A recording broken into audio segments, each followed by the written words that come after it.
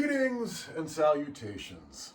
I am your pastor of positivity, George Allen West.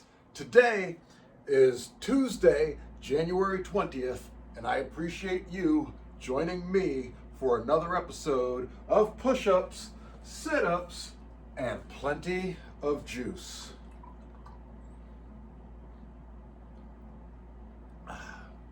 Rocking the Element Tea this morning.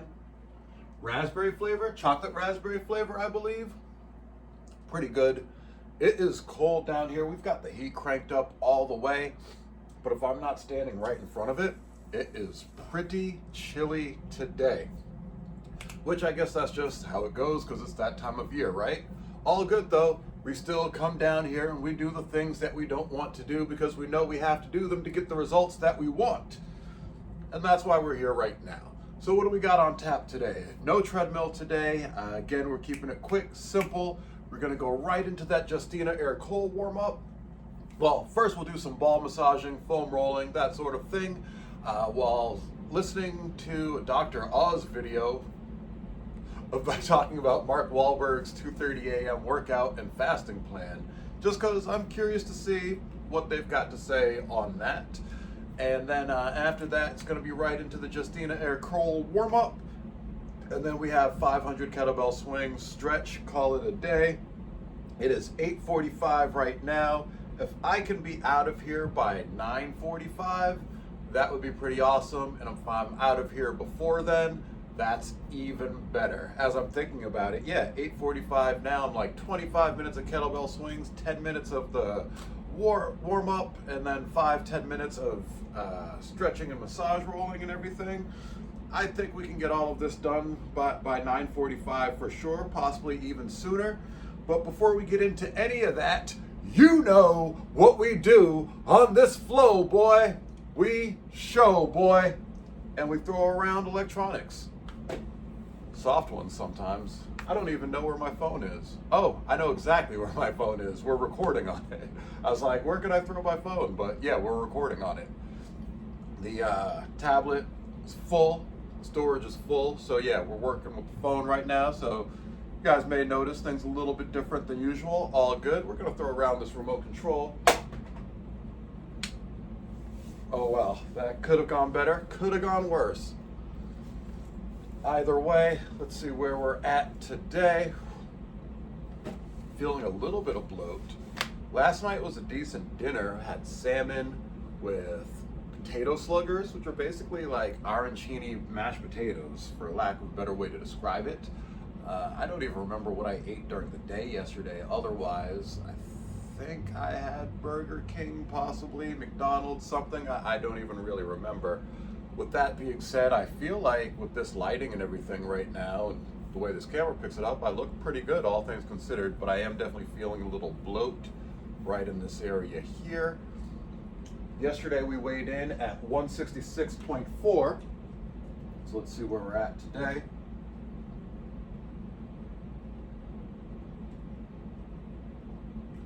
$165.8, so 0.6 pounds down. That seems about, again, the normal fluctuation. If ever I am asked what I weigh, I generally just say 165, give or take, because it's going to be in that ballpark. And again, especially right now, while we're not focusing on the body right now, really, we're just focusing on getting these kettlebell swings done every day and getting some movement in otherwise. So that's where we're at with everything. It's cold. I got to put my shirt back on, and I will see you guys at the mat. By 7 a.m., he's already been to the gym for an hour-and-a-half workout, ready to take the kids to school. At 10:30, Mark may have a grilled chicken salad with 2 eggs and veggies. On to work calls and meetings. By 1 p.m., it's lunchtime. 3 turkey burgers and a sweet potato. After golf, work, family time, and a dip in the cryo chamber to heal his aching muscles, it's 3:30 p.m. Time for some grilled chicken and bok choy. Then another intense second workout of the day.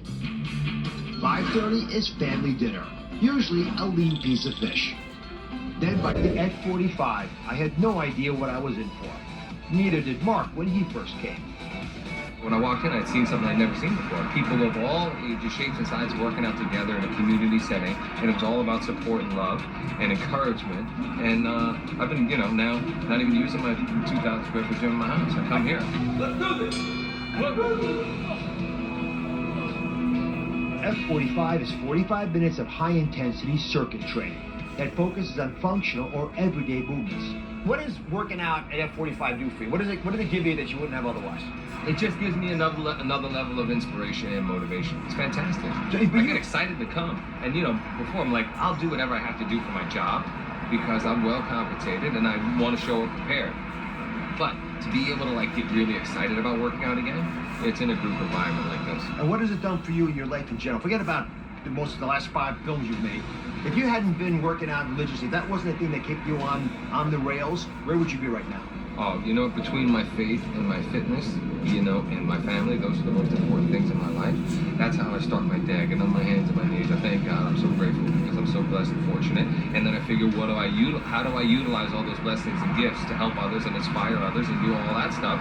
And that's what keeps me going. I got to be a good example for my kids. I got to be a good example for other people. I got to motivate other people to be the best versions of themselves. I saw Mark's gratitude in action when he introduced me to some guys from his old neighborhood whose lives took a very different path. So Marcus, tell me your stories. They were pretty meaningful to get out of jail and come do this? Yeah, 16 years, yes. This is awesome. Yeah. And were you sort of tracking what Mark was going through when you went to jail? Oh, well, yeah, of course. He seemed to come up. The lifestyle we did to the things he was doing. From one little part to a big part to just better and better. What got you on a different path than them?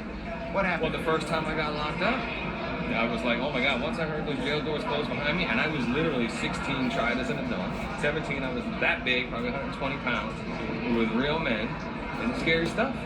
That ain't enough to turn you around. So, and then of course, then being in the neighborhood and saying, you know what, I'm not going to be in the gang anymore. I'm gonna go the right route. Then you're not with them anymore, you're against them. Yeah. And then I had more problems then. And got violated my probation and my parole a couple of times, but thank God my parole officer, probation officer believed in me because I could have went back to the time that I had hanging over my head, and they gave me a chance to turn my life around. Was there a moment where you looked up and said, God, come help me, I just can't do this? Of course, every time I got in trouble, I would always then turn to God. But then when I decided that I was going to stay with God, then slowly but surely, good things started happening. Good things kicked into high gear 15 minutes into the workout when Mario Lopez showed up. Oh my goodness, how you doing? You're doing this! It was a fitness party. Mario Lopez was buff!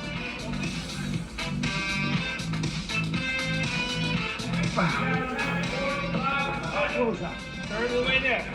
Where'd the time go? That's the thing, it goes by quick. Woo.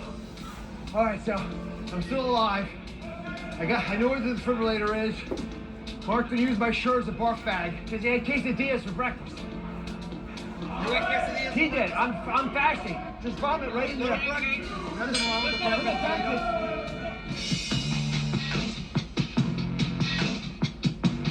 Do your wife, kids ever get upset that you're working out all the time? Yeah, they always say you don't have to work out that much. But at the same time, they know that, Dad is an example. Like the same thing with my faith. I don't push my fitness on them or my faith, but they know that I can't go without it. Mark's extraordinary regime clearly yields extraordinary results. But I wonder if he ever chills. Do you ever hit the snooze button and sleep in? You know what? I let my guy in this morning and I laid down for another 20 minutes because I wanted to be there when my kids woke up and be the first face that they saw. So I woke them up. I love you. Cheat foods. Cheat foods, you know what? A little bit of wine and a little bit of pasta. Wahlburgers? Love wine. Wahlburgers? Oh, absolutely. But you know what? We got the Impossible Burger and we have a lot of healthy offerings. I mean, we have salads, we have everything. What about working out brings you joy? What is the feeling it gives you? The greatest feeling I get from working out is finishing. So today we are going to flow through a unilateral combo on both sides of the body, really just focusing on making sure that the joints have full range of motion. This would be great before any full body workout. You don't need any equipment, so let's dive on in. Starting standing, we'll put 30 seconds on our clock, feet to the front as we shift side to side for a little lateral shift. So I'm driving into the heels, keeping the chest lifted, ribs are closed, toes are toward the front, and that back is nice and active. We'll take 30 seconds just shifting side to side, and then we're gonna work the right side of the body first. Make sure those shoulders are down away from the ears. Good. We're gonna hold over to the right and let's go for it. So driving into the heel, hands can be at heart center. If you want to get a little bit more in core and lat engagement, you can bring those arms up by the ears. Keep driving into that heel. 5 more seconds, we're gonna add a little press. Good, up, down, press, press. So really make it mean something. Make sure we're not just bouncing in that joint.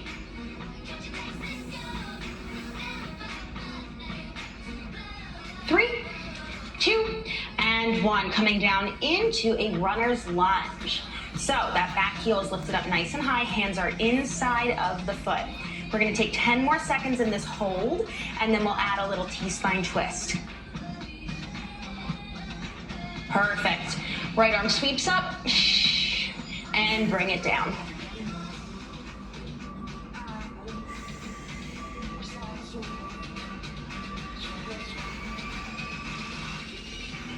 And dropping the back knee down, we'll stand it up nice, or kneel it up nice and tall, hands on the hips, short stance between the foot and the knee as we drive that knee over toward the toe. So this isn't about stretching out the back hip, we're gonna get into that soon. This is more about the ankle mobility. 15 more seconds here.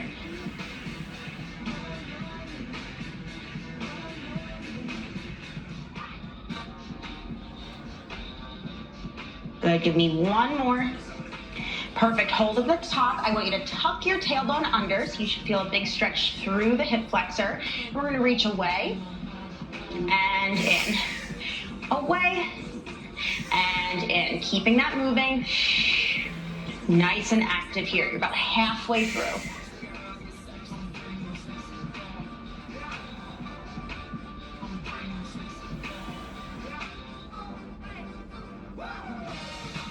Give me 1 more.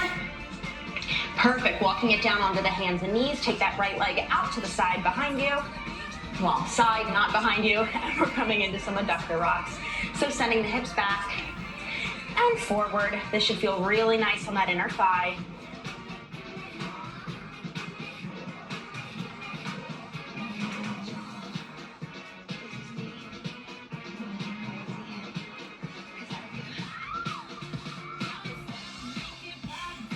Finish out your last round. We'll sweep the left leg back, or right leg back, sorry. Left arm in front, bird dog.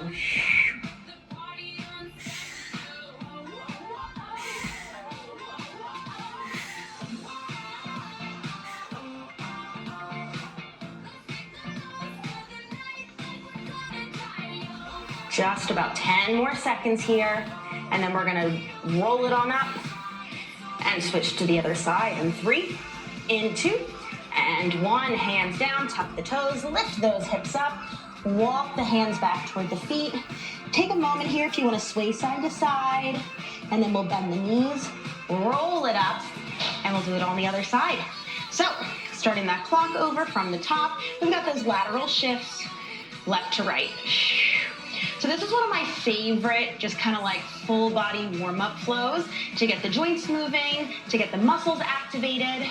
I find that we kind of hit like a little bit of everything very quickly. So especially if you don't want to spend a lot of time in your warm-ups, this is a really good one. 10 seconds here.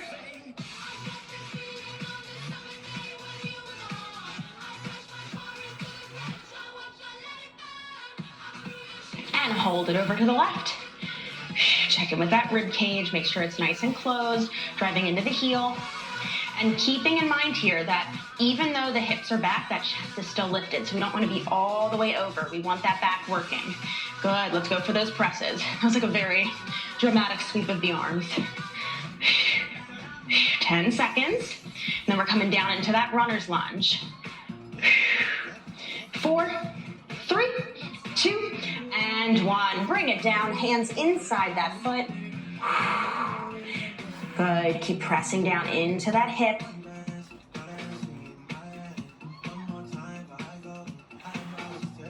And let's add that left arm, sweeping up and down.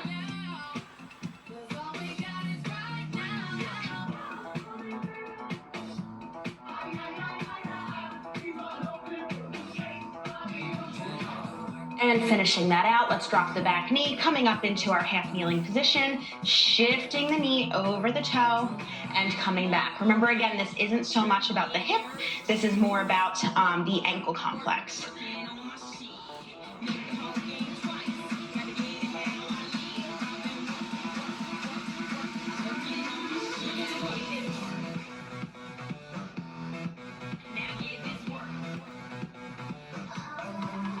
Good, holding at the top, we'll tuck the tailbone under, and then we'll take that right arm, reach it away, and in.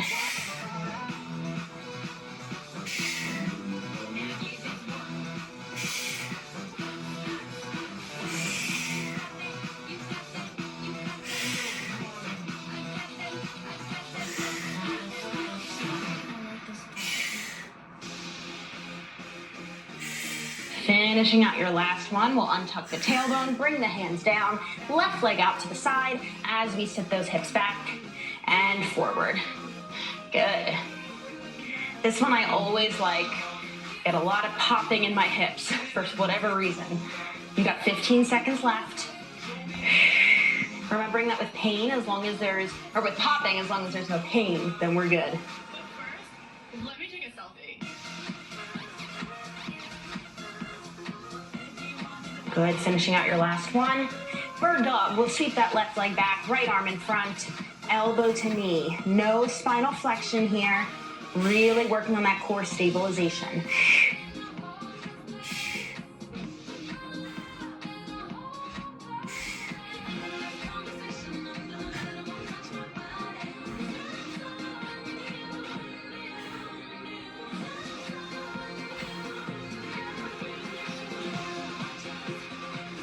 Very nice. And let's drop the booty back to the heels. One more thing here. Tops of the hands down. We'll take a little wrist stretch. This is a part of mobility that I feel a lot of us neglect, and so many of us have weak wrists or just wrist mobility issues. Let's switch, palms down, reverse wrist rockers. So implementing these before, after, on rest days, I mean, these two things right here are some of the best things you can do for your wrists. Good, give them a little shake, and we are all set. So that again, that can be a great little rest day stretch. That could be. And if you think about why that saying exists for two reasons. One, because take kindness for weakness. The other reason that statement exists is they're saying don't do that because it's a mistake. Because kindness is not weakness. In fact, kindness takes strength. And when you have that person that has that internal fortitude, most of the time those tough guys are acting like they're tough because they're insecure about something. That's what's going on. And so when people are kind, it's because they're secure.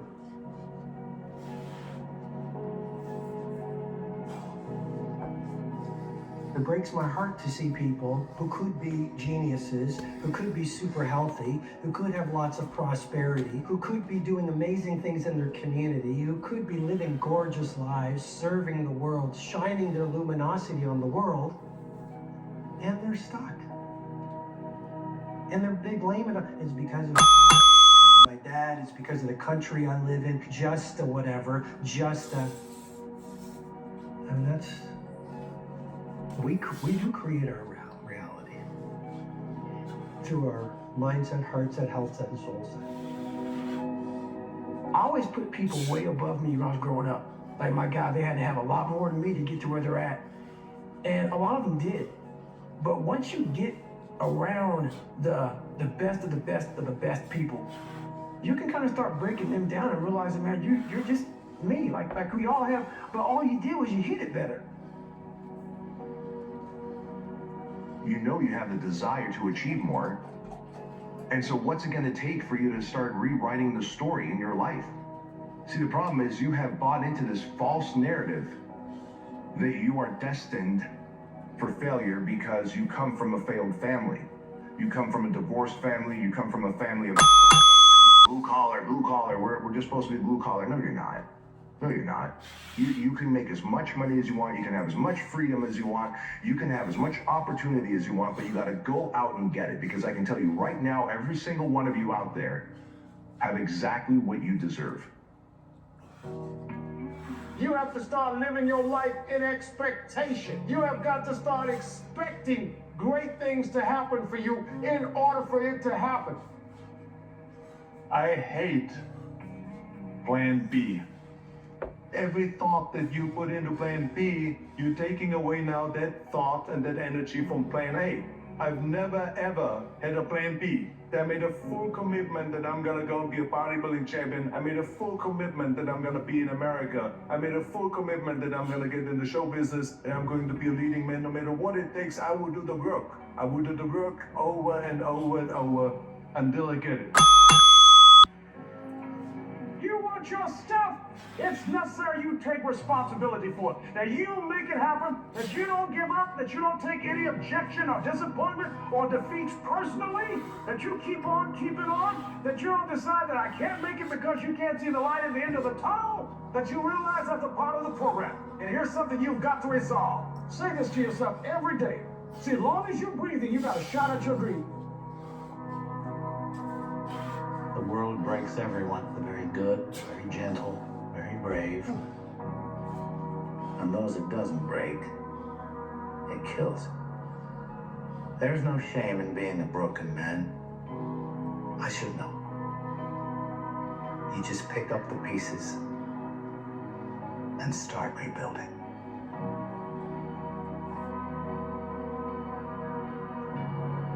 Their feelings than their body. Our minds are stronger than our feelings. So, you think about the success that you had. Your feelings could have said, you don't need to get out of bed anymore. When you fail, your feelings give you excuses. Your mind makes you oversee. If you can change the way you wake up in the morning, stop saying, I got to go to work, I got to work out. Change one word in that sentence, and everything about your life changes. I get to wake up in the morning. When you say I got to, you take all of your opportunities and all of your blessings, and you wrap them up in stress by saying I got to. You take all the stress off of it when you say I get to. We're running at 40%, because we're half in and half out. And it's not surprising, because life is difficult. It's like, well, what if you were 90% in, or 95% in, or all in? Because you're all in anyways, right? It's a life and death game. No one gets out of this. Everyone dies. You might as well commit yourself. And you might as well commit yourself to the highest good that you can attain, because why not? It'll imbue your life with meaning. It's hard, the responsibility's there, but all the meaning's in the responsibility, and that'll make your life better. Maybe it'll make the world better. It's like, that'll justify your damn miserable existence at 3 o'clock in the morning when you're wondering what the hell you're doing here. And that's a good thing, because there's gonna be days when you're aching and tired and sore. You need a reason to get up, and you think, yeah, well, a little more heaven and a little less hell.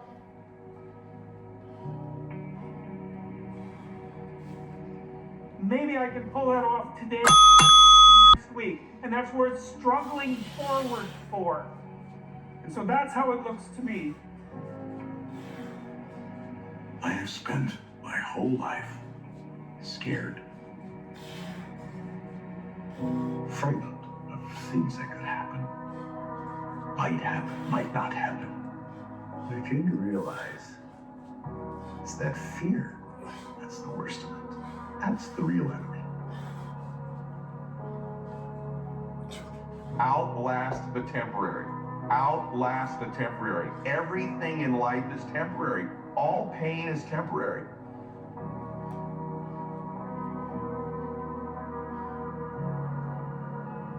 We have our unavoidable mortal burden to bear in life. There's no escape from it,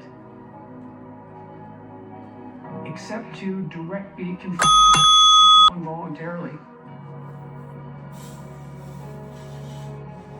The world doesn't give a damn about your excuses. The point I'm trying to make is life goes on with or without you. I want you to understand that and get that. It is up to you to create a disruption in your life. We have been living in the same freaking patterns over and over again, okay? You have to positively disrupt the pattern that you're currently in.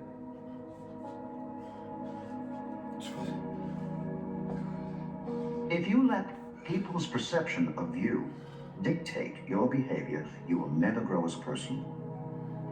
But if you leave yourself open to experience, despite what others think, then you will learn and grow. There's far more to you than you think, because it turns out that you have substantial problems, genuine, deep, that if you decide that you will take that on as your responsibility, that you can put yourself together psychologically, just the courage, and you can actually solve the problems. Dark as things are, there is more light in you than you know what to do with, and there's more light in you than you can possibly manifest, and the way to find that out is to challenge yourself against these massive problems and to find out that you're the one that can deal with them. You will have good days and you'll have bad days, but you will always learn something more or something new and on bad days than good days. Success requires no apologies. Failure permits no alibis. Success requires no failure permits no alibis. Going through adversity, going through trials and tribulations, you can get to the other side of these trials if you don't quit, that you get introduced to your other self. Your other self. And so what if it is that all of the tragedies, trials, tribulations, difficulties in our lives are all set up there, so that on the other side of it there's another version of it. So the other side of it we get introduced to our other self. Begin. This is where it begins. In the darkness, before the sun and the birds and the world every day. Then the alarm sounds, it's time. Rise. Despite fatigue and soreness, curse the warmth of the bed. Curse the comfort of the pillow. The temptation of weakness. Get up and go. You don't have to force yourself or motivate yourself to think negatively, to be depressed, to beat yourself up over the head. If you want to begin to really enjoy a happy, successful, healthy life, you've got to be willing to go against the tide. You've got to be willing to harness your will and say, in spite of this, I'm in control here. Number one, who are you and what your value is? Number two, what is your purpose here in life? And number three, what is your destiny when you're done here?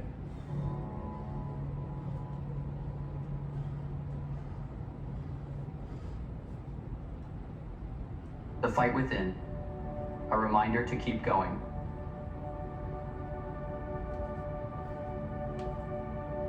You've heard it before, maybe. Life is a fight. But I don't mean that in some cliche bumper sticker way. I mean it in the way that only someone who's been pushed to the edge can understand.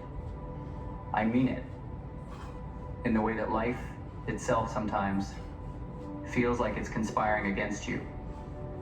When the weight on your chest feels unbearable. When every step you take feels like it's only leading you deeper into the darkness.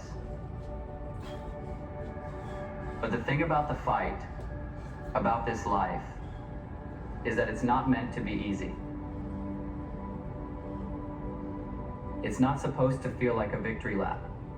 Because when you're in the thick of it, when you've hit your lowest point, that's when you are at your most powerful. There's a strange paradox in life. The moment you feel like you've got nothing, that's often when your breakthrough is right around the corner. And I'm not saying that to offer you false hope. I'm saying it because this life is about resilience. It's about enduring the storm, not because you know for sure the sun is coming, but because there's nothing else left but to fight. There will be days when everything feels heavy, too heavy to carry. There will be moments when you're convinced that you can't keep going, that you're done, that maybe, just maybe, this time life has beaten you. I've been there. And so have you, if you're being honest with yourself. And in those moments, we have a choice. We can give in to the darkness, or we can keep moving, however slowly, however painfully. What has quitting ever gotten anyone? Comfort? Number peace? Not even close. The only thing giving up guarantees is that the battle will remain unfinished. That the thing you most want will stay just out of reach. You know, this life we're living, it's short. It feels long when we're in it, struggling. It feels endless when we're at rock bottom. But if you look at the grand scheme of things, at the time we've been given, it's a blink, a flash, and it's over. And I think about that often. About how we're all running against the clock, fighting to make something of ourselves, fighting to matter, to leave something behind. But here's the truth. Your fight isn't just about legacy or success or material things. It's about surviving the hardest moments and choosing to stand back up when life throws you down. There's a saying that it's always darkest before the dawn, that the worst moments, the toughest battles, are always right before something gives. But that dawn, it's not promised, is it? Sometimes, it feels like it'll never come. Sometimes, it feels like the night stretches out endlessly, like there's no light in sight. But I'll tell you this. I have seen people hit what looked like their absolute rock bottom, watched them rise.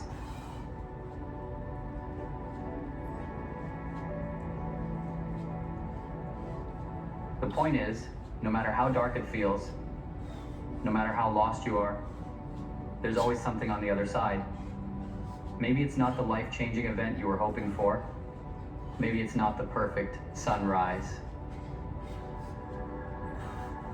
But it's progress. It's growth. It's the chance to be a little stronger, a little tougher, a little more ready for the next battle. The key is to keep pushing through the dark, to fight for that dawn even when you can't see it, even when you doubt it'll ever come, because that's the human spirit. That's the fire inside you that refuses to be snuffed out. And maybe, just maybe, that's what this whole thing is about. Not about winning, but about enduring. I'm not going to stand here and tell you that the road ahead is easy. It's not. It's brutal. Life is unfair. It doesn't care if you're ready or not. It doesn't care if you're tired, if you're on your last breath. It will keep coming at you with everything it has. But you have something life doesn't. You have choice. You have resilience. You have the ability to keep fighting, even when the odds are stacked against you. And that's what will make the difference. So the next time you feel like giving up, the next time it feels like it's all too much, remember that it's in those moments, the darkest ones, that you're closest to breaking through. Remember that this short, unforgiving life is yours to fight for. Don't quit before the dawn. Don't stop before you see the other side. It's coming. It always is. Keep fighting. You owe that to yourself.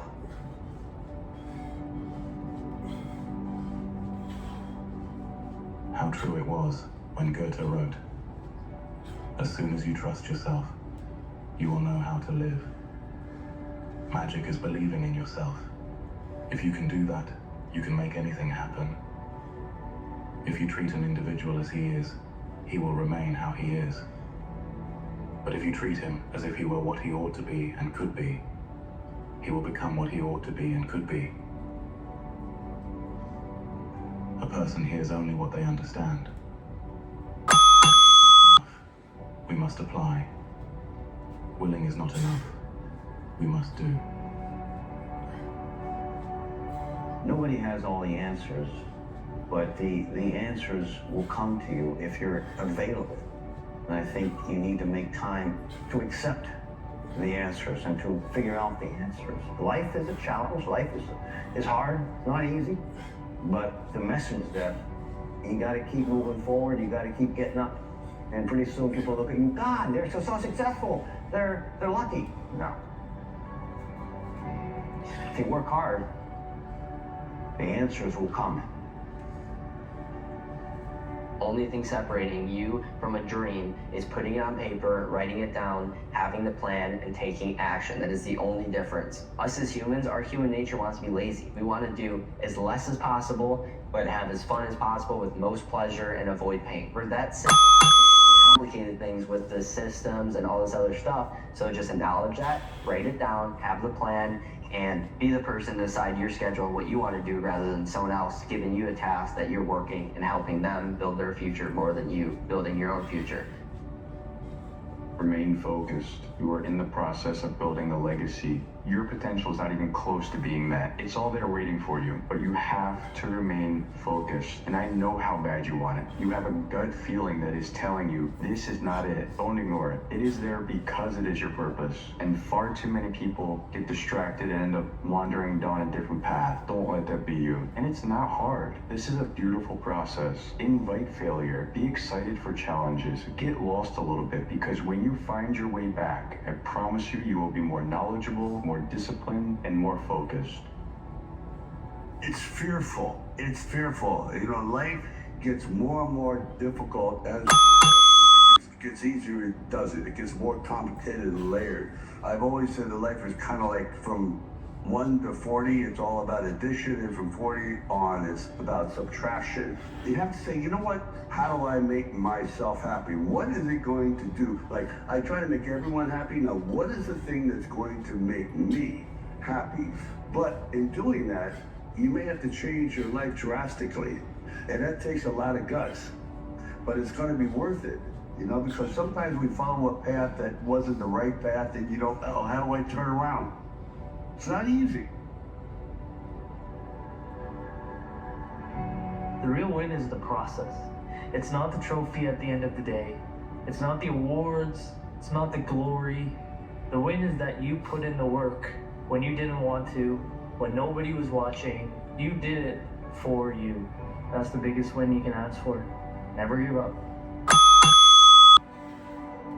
As humans, we tend to define people by their choices, by their actions. But then what motivates their actions? Well, often it's how they feel. And then what motivates how they feel about certain things, it's their perception of what's valuable and what's not. And so that's kind of how I drilled down to this idea that essentially what we are is just an aggregation of what we choose to value in this world, because everything else will flow from that. Your biggest battle isn't with the competition, it's with yourself.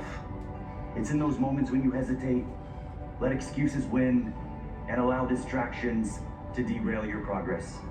The real competition is in the choices you make every day. Every decision either brings you closer to your potential or keeps you stuck. Master the discipline within, and nothing out there can stop you, because the only person standing in your way is you. You can't afford not to face this fear, not to face what's holding you back, not to face this thing that you're so afraid of. Your future's way too important. It's way too important. Way too important. We need you. We need that out of you. We need you to face that fear, to grow out of this stage. In the end, you realize it's just you. No one is coming to save you. No one can understand you at the depth you want them to. No one can lift you up other than yourself. No one can be there for you all the time, and no one else can overcome the thoughts that are weighing you down.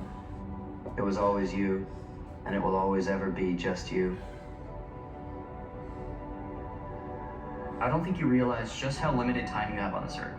100 years if you're lucky, and even then, it's such a gamble because you never truly know what's going to happen. So this is why every single day matters. Every single moment matters. So you should be living every moment to the fullest. You should be really working towards your dreams, working towards your goals, working towards whatever it is that you want. Because this is your one shot, so make it count. And if you do that, if you really put in the work, you put 100% of your effort in, you could achieve everything that you want to achieve. But nothing is guaranteed.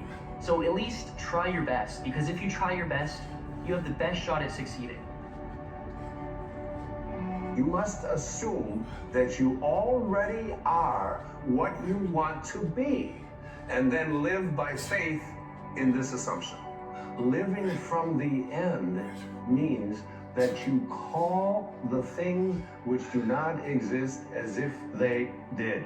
It will chase after you if you can place into your imagination what it is that you would like to attract and begin to feel it. That which you feel yourself to be, you are. And you are given that which you are. So assume the feeling that would be yours were you already in possession of your wish. And your wish must be realized.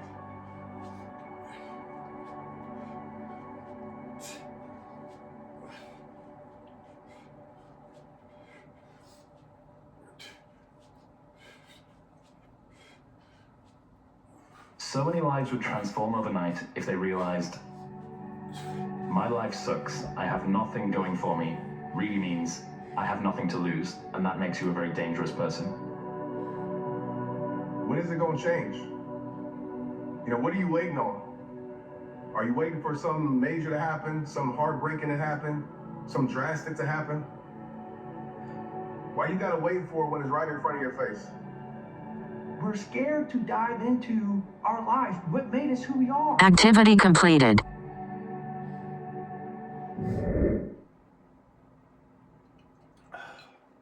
All right, 500 in the books. Let's see, this is day 2, so that's 1,000 this week. That means we've done 6,020 kettlebell swings since the beginning of January, and that's pretty awesome. I'm very happy about that. Immediate thoughts upon completing that. It is getting easier and easier, for sure. Let's see, what other thoughts? Yeah, for me, it just helps to knock my mind out and just knock out the reps. So definitely, especially right now where I'm in the mental space that I'm in, this is actually pretty therapeutic because I'm like, you know what? I'm just gonna put on the motivational speech, blast out the reps, and just get lost in this world for 25 minutes. And that's pretty awesome for me. I was able to do that. Focusing on form, I feel like my form is getting better literally every single day. Feeling it really power through the glutes and hamstrings, less and less in the lower back. So I think that's a pretty good thing as well. If you think otherwise though, please leave a comment in the comment section. And also like, subscribe, all that good stuff as well. Let's help the algorithm. Let's build this channel up. Let's build up this page, this show, and let's all get better together, because at the end of the day, that's what it's all about. My win is your win is my win, and we all win together. So with that being said, I'm gonna do a quick stretch and then call it a day. I'll see you guys at the mat. Everybody's effort. I can control my attitude. I can't control everybody's attitude. I can control me keeping my word. I can't control everybody keeping their word.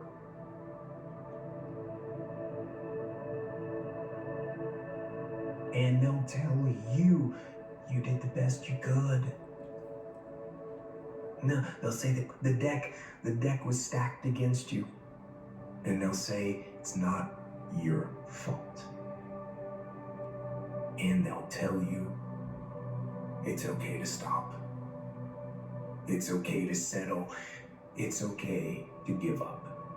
And that is the instinct you need to fight. You need to push back, to smash into the ground. We create what we focus on. Where focus goes, the energy flows, but most people are focusing on what they have to do, not what they can do. They're focusing on what is versus what they're here to create. What makes you a leader is you see things as they are, but then you see it better than it is, and you make it the way you see it. You come up with that vision and you make it happen. As a whatever you want to be, you've got to get so good at that thing that when people see you do it, you make them experience the most potent human emotion, and that is awe. To get that good is a terrifying journey of self-discovery and confronting who you really are. Because you cannot make change until you acknowledge where you're actually at.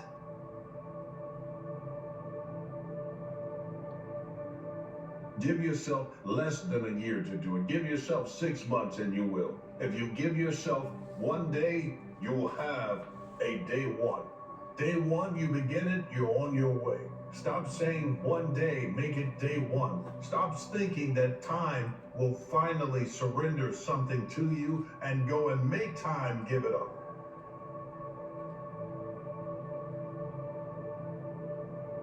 Do not take the easy way out. Do not give up based on instinct, your instinct. Train it to say, get up, go.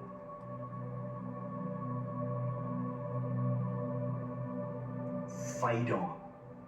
And if that is what you become, if that becomes your fundamental reaction to adversity, if that becomes your gut instinct, then you will overcome just about anything that stands in your path. Half the year is gone. What stages in your life, in your goals, are you closer to at this point in the year? And which are you stuck in that are exactly the same? And what do you have to do to change that?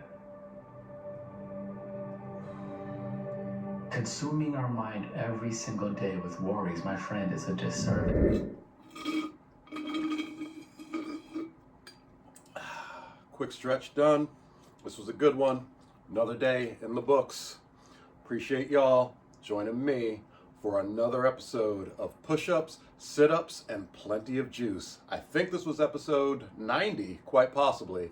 So that's pretty awesome. That means we are 3 months in posting, and there's still 2 months of back posts that could come up at any point in time. We're putting together a strategy for all of that. Anyways, this has been I Am Your Pastor of Positivity, George Allen West, reminding you to cherish your life.